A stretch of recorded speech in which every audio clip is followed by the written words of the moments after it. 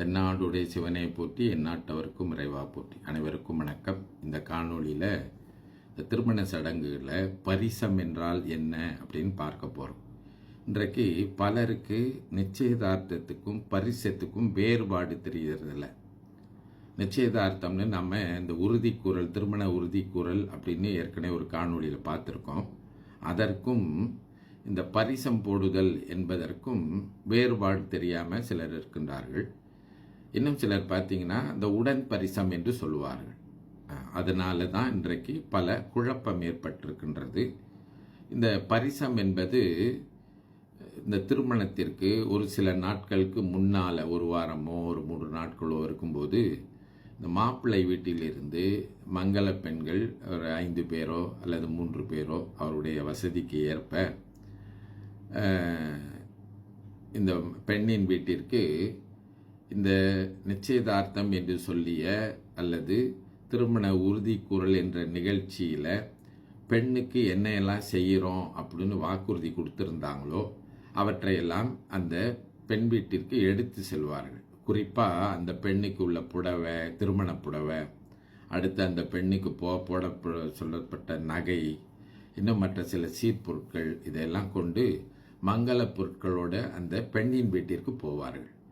அந்த பெண்ணின் வீட்டிற்கு போய் இந்த மங்கள பொருட்களை ஒப்படைத்து சரிபார்ப்பது தான் பரிசம் என்று சொன்னார். இதை பரிசு அப்படிங்கிறதுனால பரிசம், பரிசு என்று சொன்னால் தங்கம் என்று பொருள் இருக்கின்றது, அழகு என்றும் இருக்கின்றது. அப்போது இந்த பரிசு பொருள்கள், தங்கம் போன்றவற்றையெல்லாம் எடுத்து போய், நகை அணிகலன்கள்லாம் இருக்கு இல்லைங்களா, அதெல்லாம் கொண்டு போய் திருமண சேலை அவற்றையெல்லாம் கொடுக்கின்றது தான் பரிசம் என்று சொல்கின்றார்கள். இதை தழைவிலை கூறல் அப்படின்னு சங்க இலக்கியத்தில் சொல்லியிருக்காங்க. அப்படின்னா முன்பு காலத்தில் நீங்கள் பார்த்தீங்கன்னா ஆண்கள் பெண்களுக்கு இந்த தழைவிலை கூறுதல் அப்படின்னு சொல்லி அந்த பெண்களுக்கு பரிசு கொடுத்து திருமணம் பண்ணி வந்திருக்கின்றார்கள்.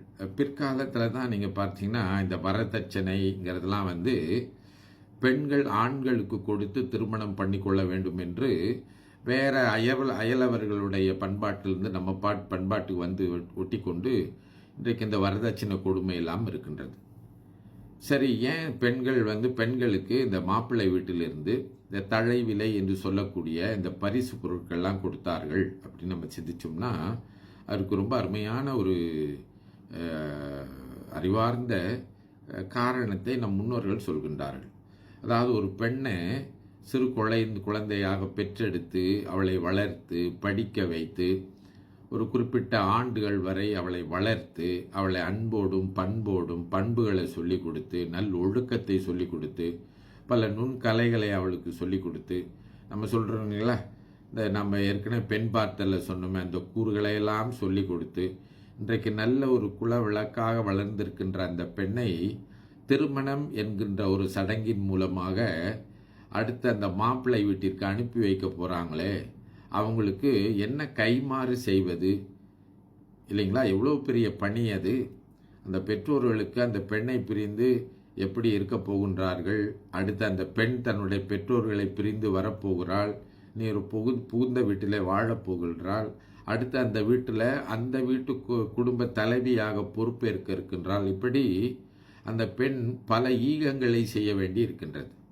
அதற்கு மேலே அந்த பெண்ணை வளர்த்த பெற்றோர்களும் பல ஈகங்களை செய்ய வேண்டி இருக்கின்றது.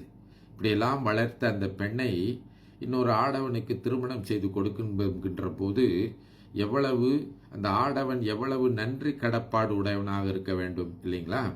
அதையெல்லாம் எண்ணி பார்த்து தான் நம்ம பெரியவங்க என்ன பண்ணியிருக்காங்க, நம்ம தமிழர் பண்பாட்டில் பெண்ணை விலை கொடுத்து வாங்கிறதில்ல, அவங்களுடைய அந்த உழைப்பிற்கு அவங்க ஆற்றிய கடமைக்கு நம்முடைய நன்றியை தெரிவிக்கின்ற வகையில், அதுக்கு ஈடுகட்டவே முடியாது, நம்முடைய நன்றியை தெரிவிக்கின்ற வகையில் மாப்பிள்ளை என்ன செய்வார், இந்த பரிசு பொருட்களை அவர் கொண்டு போக மாட்டார், அவருடைய இல்லத்தார் மூலமாக அனுப்பி வைப்பார்.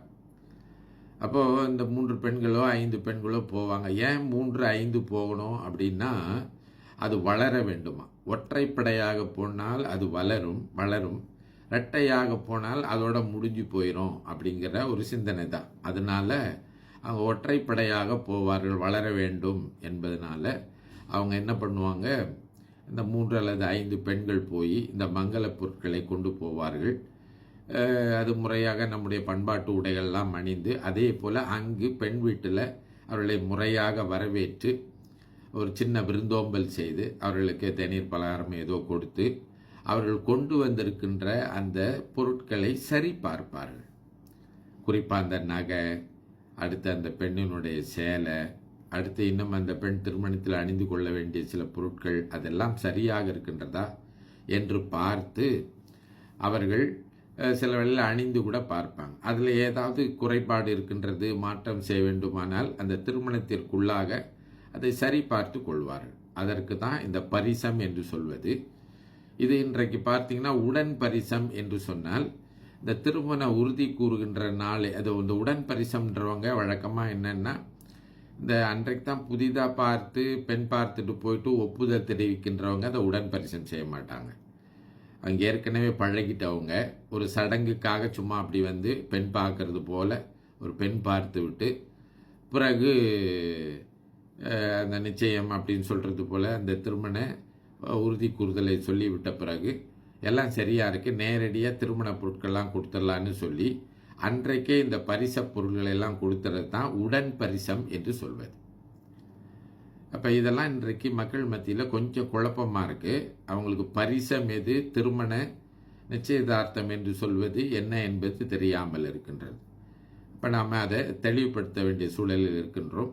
அதற்கு மேலாக இந்த நீங்கள் கேட்கக்கூடும், அப்போது ஆண் தான் பெண்ணுக்கு பரிசம் கொடுக்கணுமா, பரிசு பொருள் கொடுக்கணுமா? அப்போ ஆணை வந்து அவங்க பெற்றோர்கள் வளர்க்கலையா, பெரிய ஆளாக்கலையா, பண்புடையனா சொல்லவில்லையா, அவன் குடும்ப தலைவனாக ஆக போகிறானா இல்லையா, அப்படி அவன் கடமையை ஏற்க போகிறானே அப்படிலாம் நீங்கள் நினச்சிங்கன்னா அதுக்கு என்ன செய்வாங்க, திருமணம் முடிந்த பிறகு பெண் வீட்டு சீதனம் அப்படின்னு சொல்லி பெண் வீட்டார் அவங்களால இயன்ற அளவு எவ்வளவு முடியுமோ அந்த அளவு கொடுப்பாங்க. வழக்கமாக பெண் வீட்டு சீதனம் அப்படின்னு திருமணம் முடிந்த பிறகு கொடுப்பாங்க. மாப்பிள்ளை வந்து திருமணத்திற்கு முன்பாக பரிசம் என்று கொடுப்பார்.